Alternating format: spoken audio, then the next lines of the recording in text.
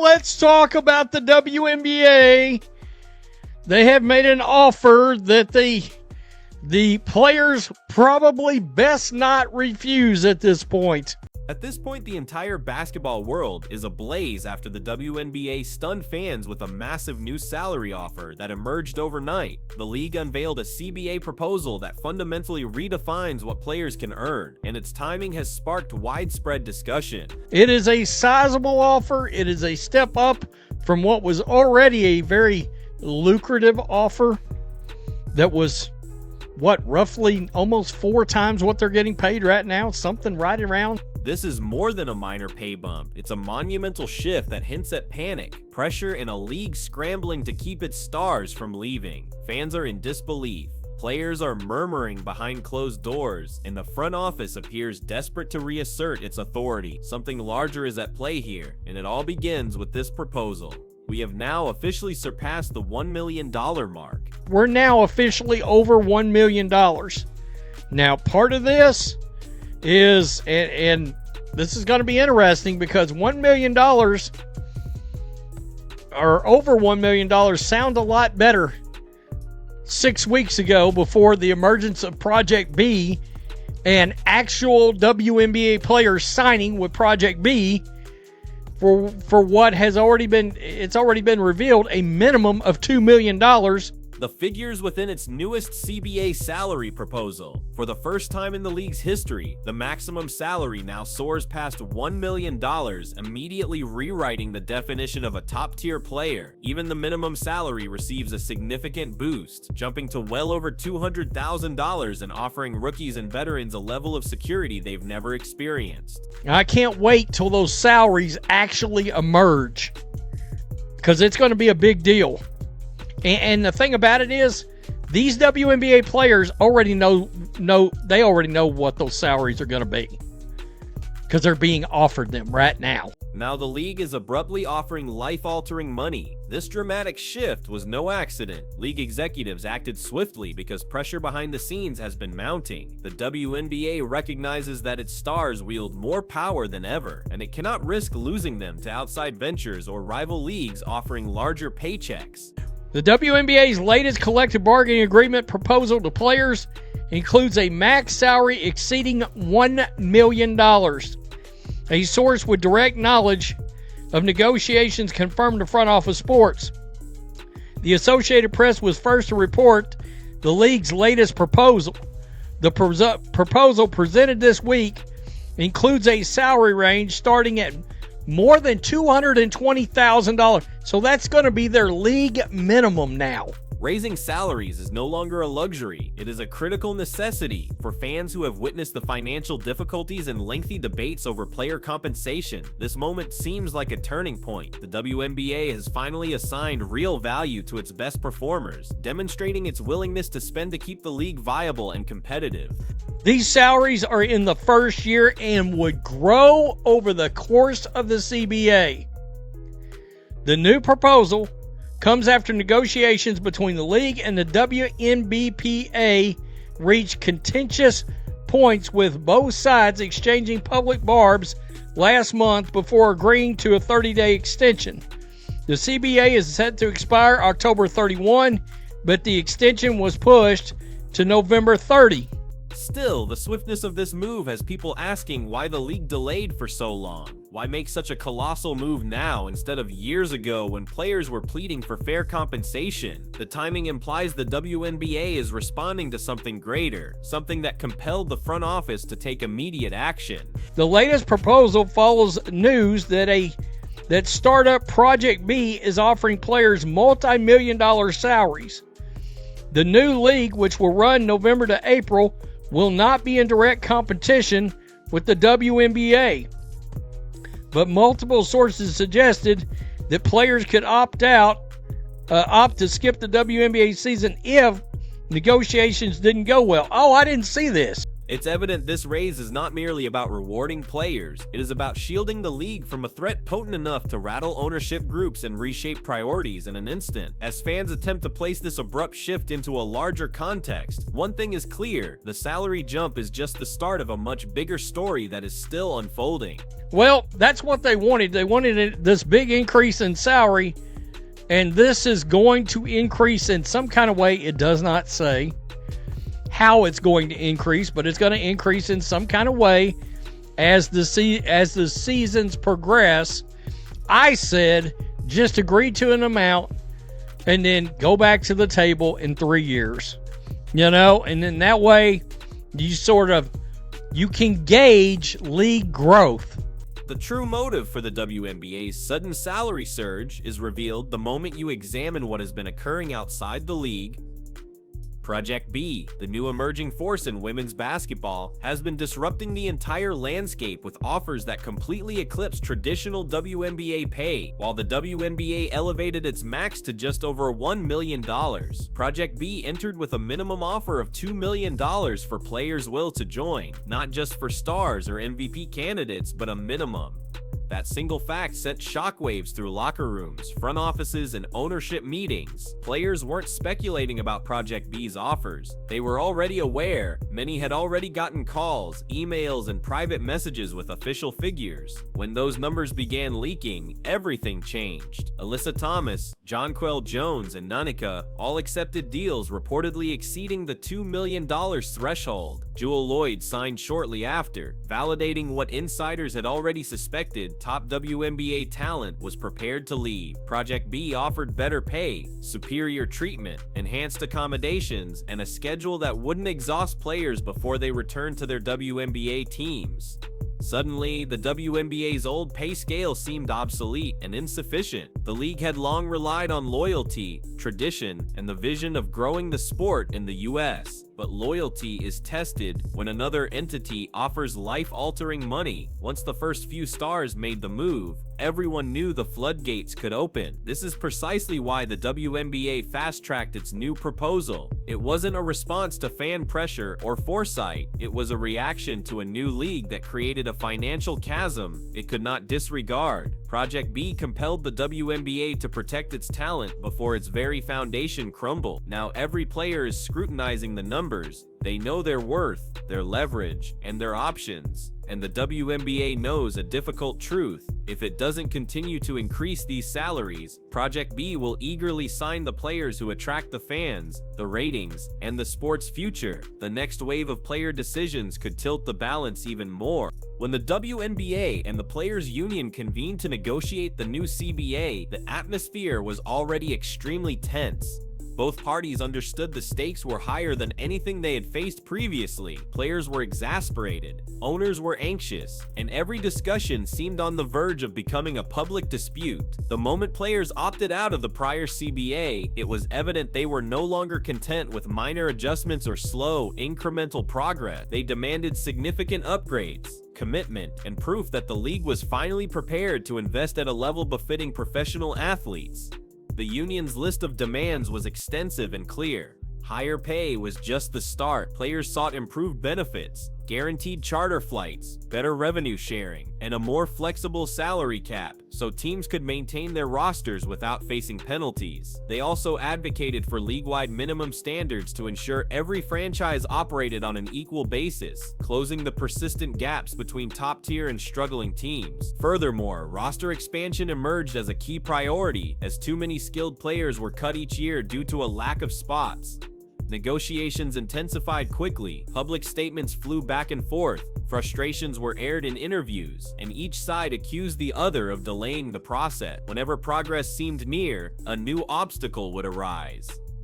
All the while, the clock was ticking. The CBA was set to expire on October 31st, and that deadline magnified everything. Instead of settling their differences, both sides had to agree to a 30-day extension simply to maintain operation. Behind the scenes, sources said the mood fluctuated between optimistic and volatile. Owners were concerned about long-term expenses, players were concerned about long-awaited reforms, and everyone was concerned about Project B waiting in the wings, ready to capitalize on any chaos. The WNBA grasped one thing perfectly. If talks failed and players felt dismissed, they could lose their biggest stars in an instant. That knowledge heightened the urgency, and the effects of that pressure are still being felt. As negotiations continued, the deadline looming over the WNBA became impossible to disregard. The initial October 31 deadline was already challenging, but when an agreement wasn't reached, a 30-day extension was required just to keep the league running. That additional month didn't alleviate the tension. It made every talk more charged, every postponement more glaring, and every choice more critical. Owners, executives, agents, and players knew that if time ran out without an agreement, the entire league could be plunged into chaos. A major complication arose from expansion. For months, the league had proudly showcased its new franchises, the Toronto Tempo and the Portland Fire. Fan excitement was high, and the WNBA presented these teams as evidence of growth. But privately, expansion was at a complete standstill. The league couldn't finalize regulations, conduct an expansion draft, or even establish a timeline for roster construction until the new CBA was in place. Without it, everything was on hold. Owners became agitated, having already poured money, marketing, and resources into teams without a clear operational plan. The salary hikes added another layer of complexity. The figures were impressive, and the pay structure seemed favorable to players. However, owners needed to know how the league would support these salaries over several seasons. The proposal featured annual salary growth, meaning future costs would only escalate. This led to quiet discussions about whether the league's financial framework could stretch to meet the new commitments. Then arose the greatest fear of all. What if Caitlin Clark, the league's main attraction, misses significant time again? During her injury spell, ratings remained stable only because fans anticipated her return. Once it became clear she would be out longer, engagement began to falter. The league understands its reliance on her star power, which makes every financial choice feel more precarious. With these pressures converging, everyone involved understood something. The salary increase wasn't just a negotiating ploy, it was a move for survival, and the league's next actions will show whether this risk pays off or leads to even greater challenges.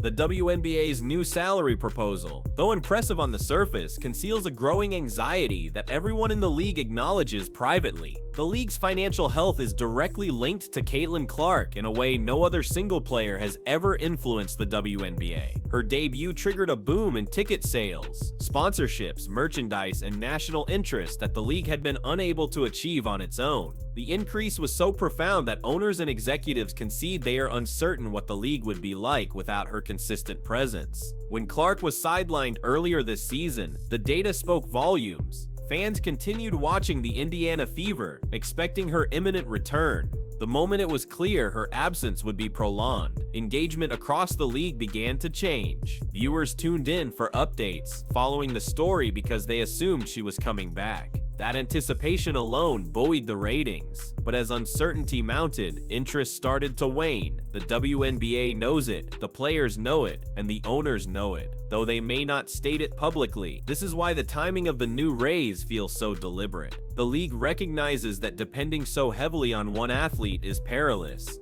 If Clark sustains another injury or opts to sit out a season, the financial fallout could be swift. Sponsors invest because she's on the floor, broadcasters promote games because she draws viewers, and arenas sell out because fans want to see her in person. Without her, the league's most effective marketing tool vanishes.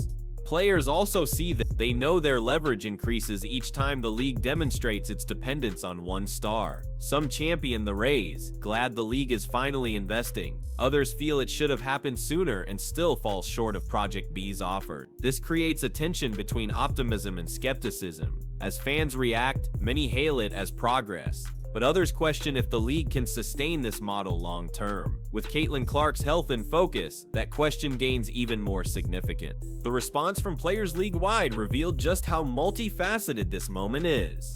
On one hand, veterans and rising stars hailed what seemed like a long-awaited victory. For years, they had lobbied for better pay, improved conditions, and a league that valued them beyond mere slogan. Seeing a max salary finally exceed the $1 million mark provided many with a sense of affirmation. It was proof their voices were heard and their hard work was being acknowledged.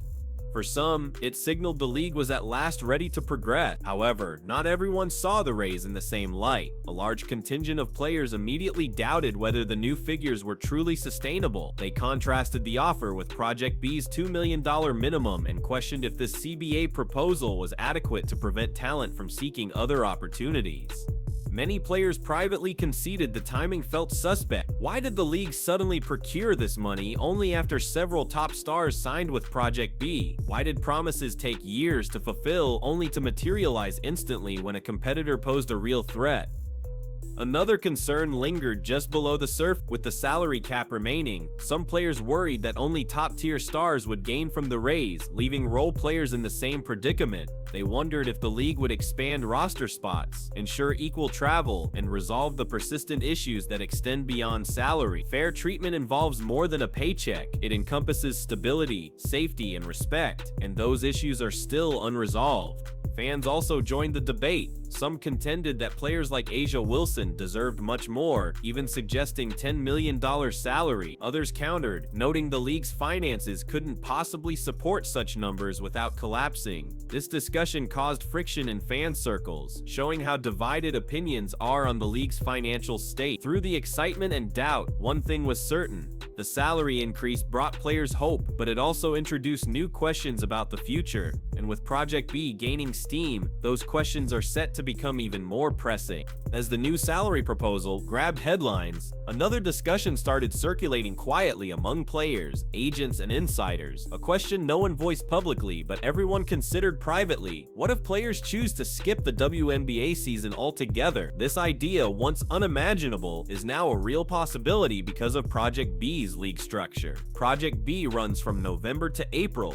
a perfect time frame allowing players to earn huge sums without conflicting with the WNBA calendar. But insiders note an even more significant detail. Nothing prevents a player from prioritizing rest, recovery, or personal matters over returning to the WNBA. For years, players balanced overseas play and WNBA seasons out of financial necessity. Now with Project B offering $2 million or more, that economic pressure vanishes. A player can secure life-changing income in one season without the year-round physical toll. Once that pressure is lifted, the choice to sit out a WNBA season is less about money and more about health, liberty, and other opportunities. This is where the WNBA perceives the greatest threat. If even a few stars opt to skip a season, the league could lose its momentum, ratings, and sponsorship value instantly. The WNBA markets its brand around its famous names. When those names are absent, even for a short time, the league finds it hard to replace that star power. Fans don't watch for a logo, they watch for the players they passionately follow. Without them,